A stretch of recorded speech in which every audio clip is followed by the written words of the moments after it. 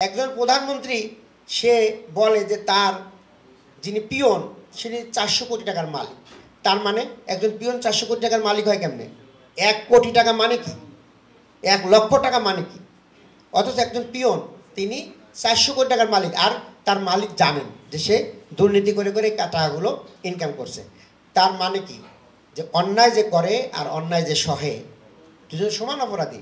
উনি জানতেছেন যে তার পিয়ন দুর্নীতি করতেছে, উনি ঠেকান নাই। তার মানে হলো যে আমি নিজেও করি, আমার পিয়নও করে, সমস্যাটা কি? তাহলে আমার দেশের শীর্ষ ব্যক্তি যদি দুর্নীতিমুক্ত হতে পারেন, দেশের যিনি প্রধান তিনি যদি সৎ হতে পারেন, তাহলে এই পরের অংশগুলো সৎ হতে বাধ্য। আমরা দেখেছি আমাদের আলী হাসান মুজাহিদ সাহেব এবং নিজামী সাহেবরা যখন ট্যুরে যেতেন, ওনাদের যে খরচগুলো আসতো আর একজন প্রতিমন্ত্রীর খরচ তার চেয়ে কয়েক গুণ বেশি আসতো। তার মানে কি? ক্যাবিনেট মিনিস্টারের খরচের চেয়ে প্রতিমন্ত্রীর খরচ বেশি। কোথা থেকে আসে এরকম? আমি যখন ইউনিভার্সিটি হলে ছিলাম, তো ওই হলের আগের যিনি যারা ক্যাবিনেটে ছিলেন তারা এসে বিল সাবমিট করতেন।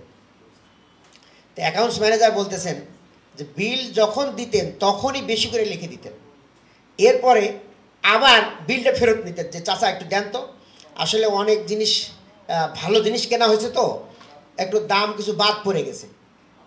এভাবে আবার কারেকশন করে বাড়াই দিতেন। এইভাবে মানে প্রভোস্ট আসার আগ পর্যন্ত বাড়াতেই থাকতেন। তো প্রভোস্ট স্যার ওই ভাউচারের দিকে তাকায় সাইন করতেন না, ঠিক আছে? কারণ আপনারা জানেন যে বালিশকাণ্ড, রূপপুরের বিদ্যুৎ কেন্দ্রে যে আপনার বালিশকাণ্ড হয়েছিল, এটা আপনাদের খেয়াল আছে? একটা বালিশ সেইটা কত হাজার হলো যেন, 5,000 না 7,000 টাকা হলো একটা বালিশের দাম। তা আমি চিন্তা করলাম যে এই বালিশের ভিতরে কি দিয়েছে, তুলা দিছে নাকি সোনা টোনা কিছু দিছে, এত টাকা হয় কেমনে? কেমন? আমরা তো এই ঢাকা শহরে রূপপুর তো একটা কি জেলার একটা উপজেলা, ঈশ্বরদী উপজেলা। সেই উপজেলা পর্যায়ে শিমুল তুলার দাম কত?